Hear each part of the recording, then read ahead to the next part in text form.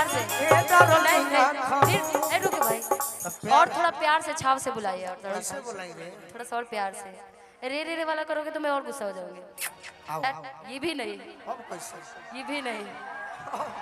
ए भाई अब कैसे प्यार से बुलाओ जला और प्यार से थोड़ा सा आओ ना ओ मने कैसे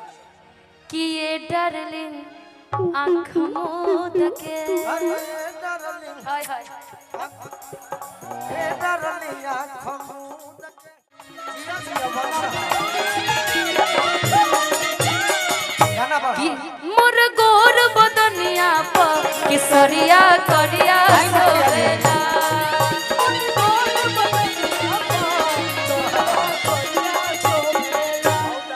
कि हम चलाई